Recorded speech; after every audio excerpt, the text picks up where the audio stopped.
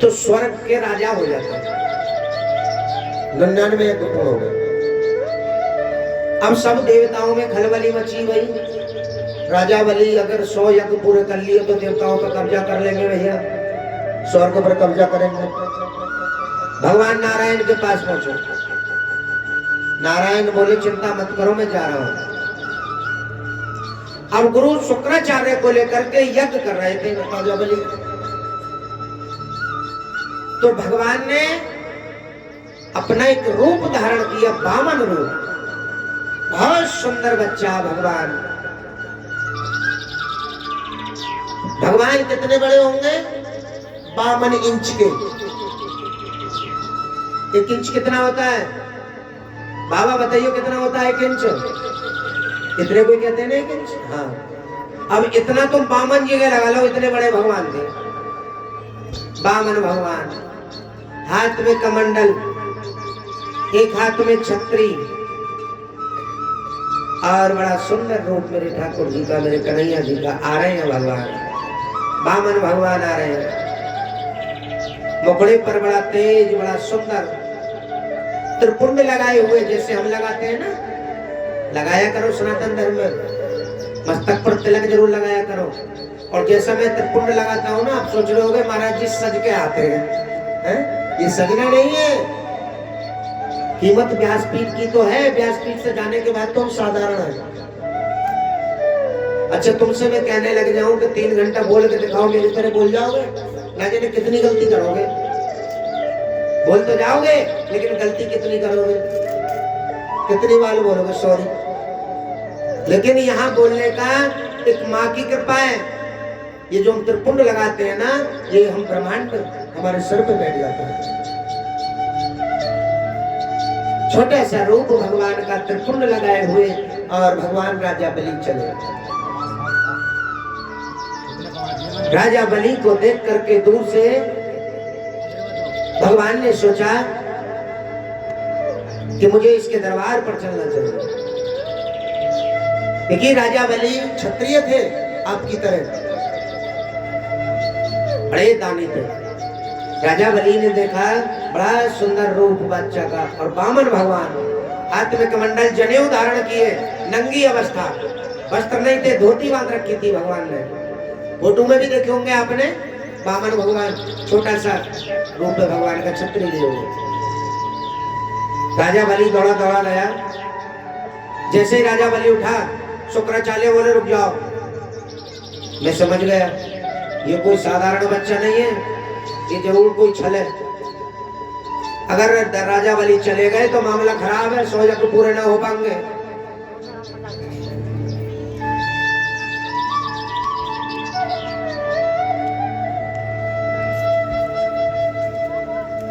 आज 52 भगवान को देख करके राजा बलि पर नहीं रुका गया, और दौड़े दौड़े गए, और राजा बलि चरणों में गिर गए। चरणों में गिर गए, बोले महाराज मेरे यहाँ तो बड़े पंडित हैं, यज्ञ चल रहा है, अनेक ब्राह्मण हैं, आइए। और तुम्हारा इतना सुंदर रूप देख करके मुझ पर रुका नहीं गया महाराज। 52 भगवान हंसने लग गए, बोले क्या कर रहे हो? 52 भगवान ने पूछा, बोले यज्ञ कर रहे हैं। 52 भगवान ने कहा, राजा बलि हमने तुम्हारा दान में बड़ा नाम सुना है, मैंने भी बड़ा नाम सुना है, तिगरिया में दानी है। अब ये तुम्हारे ऊपर कथा कह रहा हूं, ध्यान से सुन लेना। दान करना क्यों चाहिए? अगर भैया क्षत्रियों से भी ऊपर हो तो मैं बुरा लगे किसी को तो मेरे मुंह पे ही कह देना। वो भी एक राजा था, क्षत्रिय। 52 भगवान ब्राह्मण का रूप धारण करके गए, और मैं भी एक ब्राह्मण का रूप धारण करके तुम्हारे व्यासपीठ पर कथा सुना रहा हूं। भगवान ने कहा, राजा बलि मैंने सुना है तुम दानी हो। बोले हाँ महाराज, कुछ मांग के तो देखो, देख लेना। बोले हाँ, ऐसे मुझे विश्वास नहीं है। जानते हो क्षत्रिय किसे कहते हैं? जब संकल्प हो जाता है ना, तो क्षत्रिय दान देने से मुकर नहीं सकता। जो ब्राह्मण मांगेगा तुम्हें देना पड़ेगा। अब आजकल क्या है, बस उल्टा सीधा हो रहा है। जब यज्ञ होता है ना, हवन कराते हैं पंडित जी को बुला करके, तो पंडित जी कहते हैं अब महाराज तुम्हारा संकल्प होने जा रहा है। अगर ब्राह्मण ने संकल्प में तुमसे कह दिया कि जाओ घर से निकल जाओ, तो आज कल के तो लठ मारना शुरू कर देंगे। चल पंडित कोई भाग ढोंगी पाखंडी। अब सुन लो, दान संकल्प किसे कहते हैं। भगवान बोले मुझे भरोसा ना है कि तू दान देगा। राजा बलि बोले मांग के तो देखो प्रभु। अब शुक्राचार्य समझ रहे हो बात, मामला गड़बड़ है। कभी राजा बलि संकल्प न कर ले। बामन भगवान बोले अच्छा दोगे? बोले हाँ। क्या में विश्वास ना है, पहले संकल्प कर लो। शुक्राचार्य बोले अगर संकल्प हो गया, शुक्राचार्य तो समझ गए क्योंकि शुक्राचार्य दैत्यों के गुरु थे, राक्षसों के गुरु। शुक्राचार्य समझ गए ये कोई बामन नहीं है, पंडित नहीं है, ये नारायण है, छलने आया राजा बलि को। अब शुक्राचार्य बोले संकल्प मत कर देना। बलि बोले मेरे दरवाजे पर जो ब्राह्मण आया है वो आज तक खाली नहीं गया। और दान में क्या मांगेगा? छोटा सा बच्चा है, खाने को मांगेगा, पीने को मांगेगा, दान दक्षिणा मांगेगा, दे देंगे। अब वामन भगवान बोले काम करो, जल लेके आओ, संकल्प करो, चावल लेके आओ। पहले तो भगवान ने कलावा मंगाया, मोली जो तुम्हारे बांधते हैं,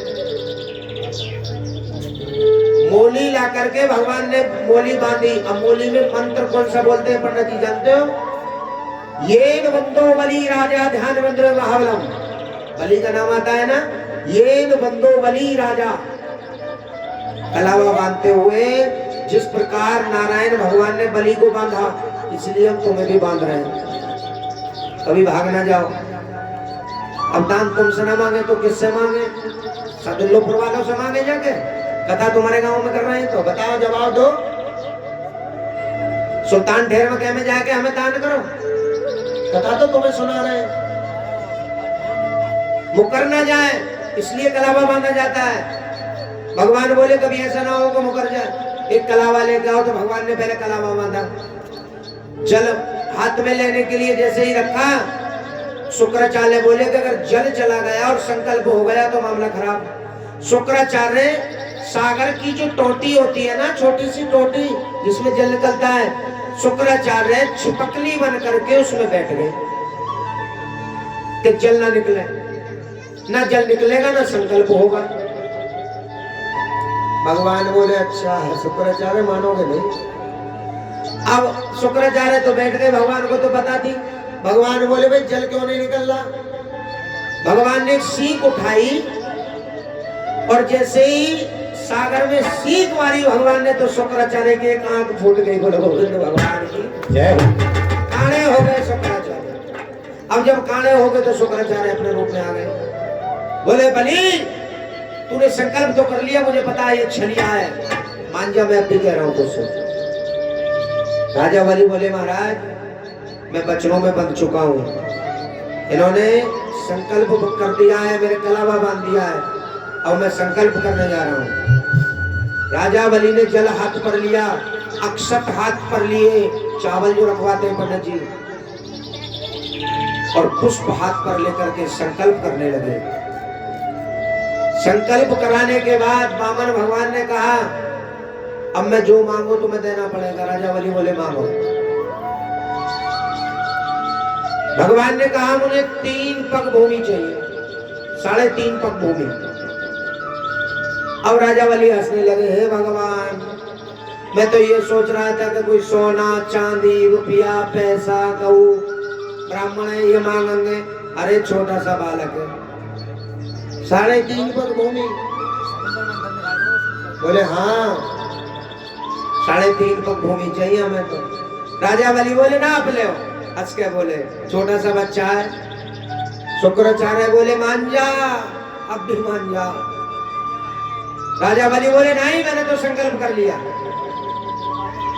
हे ब्राह्मण देवता आप अपना संकल्प पूरा करो, नाप लो 3.5 पग भूमि।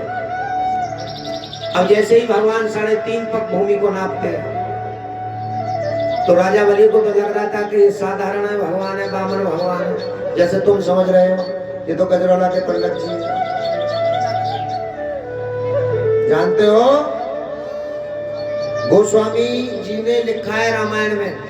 मैं जो भी बात यहाँ बोलता हूँ ना शास्त्रों से बोलता हूँ, ऐसे नहीं बोलता हूँ। रामायण में पढ़ लेना, विप्रधेनु संत हित लीन मनुज अवतार।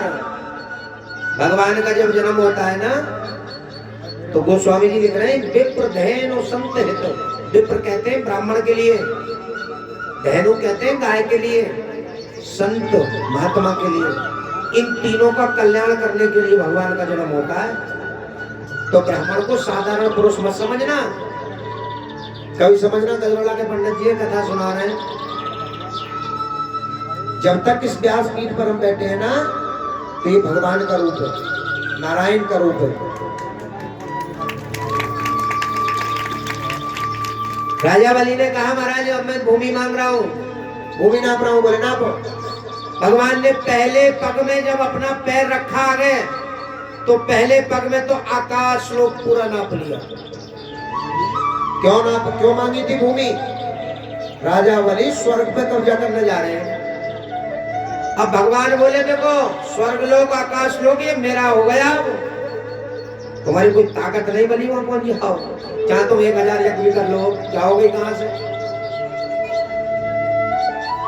दूसरे पग में भगवान ने पाताल लोक नाप लिया।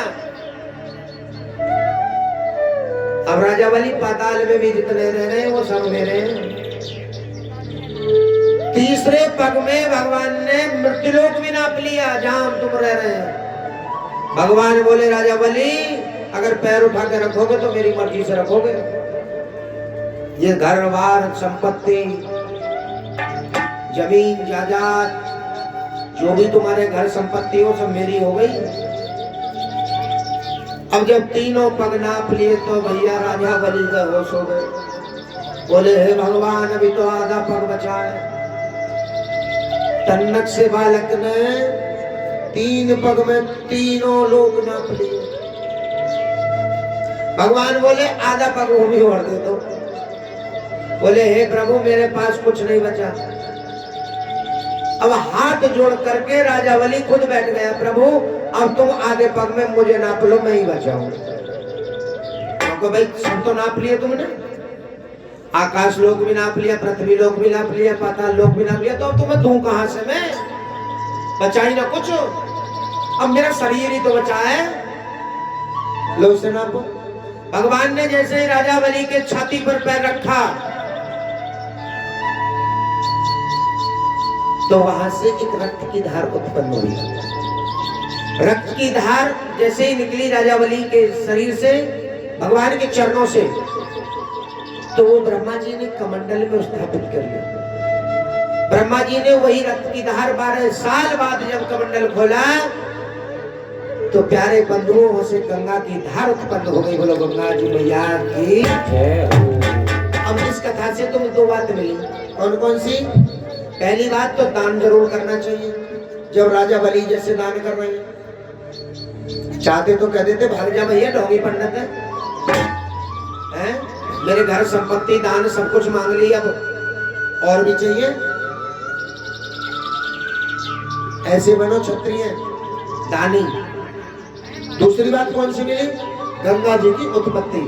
समझ रहे गंगा जी कहां से आई?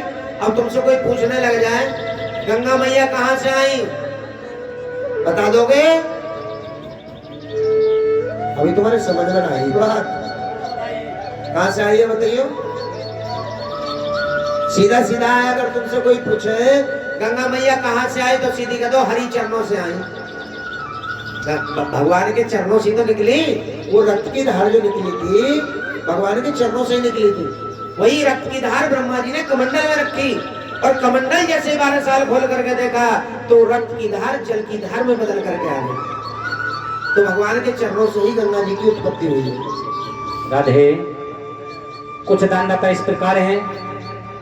सुनील जी 21 रुपए का दान, लाडो 10 रुपए का दान, निर्देश चौहान 10 रुपए, श्रीमान जी परम सिंह 20 रुपए, श्रीमान जी तोताराम जी 50 रुपए, हिमांशु राणा और गजेंद्र राणा ये 100 रुपए, हिमांशु राणा और गजेंद्र राणा 100 रुपए, सृष्टि, शिवांग और लिमसी ये 50 रुपए का दान कर रहे हैं। भगवान से प्रार्थना है कि मनोकामना पूर्ण हो, सुनाई जय जयकार। और देखिए भैया, अब भगवान की कथा में प्रवेश करते हैं।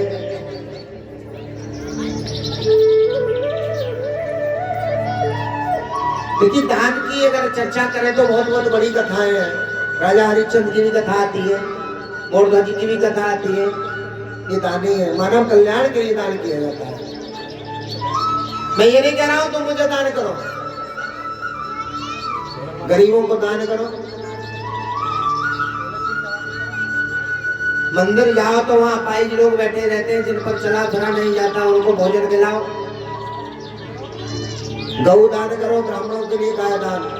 गाय ऐसी मत देतियों को भी आजकल ऐसी डोल रही है, दूध देने वाली गाय दान करो। किसी की बेटी के विवाह में कोई गरीब है, उसकी बेटी के विवाह में कन्यादान करो। कोई गरीब है, दवाई नहीं ले पा रहा है, तो उसको दान में पैसे दो। ऐसे दान करने से कल्याण होता है, कहते हैं ना।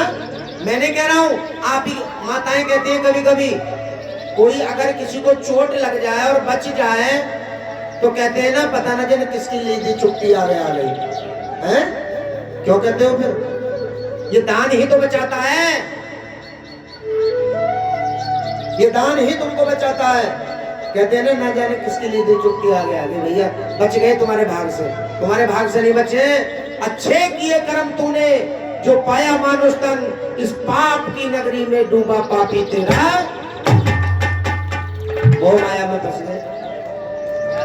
तेरा है, मेरा है, ये मेरा, वो मेरा, कोई किसी का नहीं है। ये शरीर भी तुम्हारा नहीं है।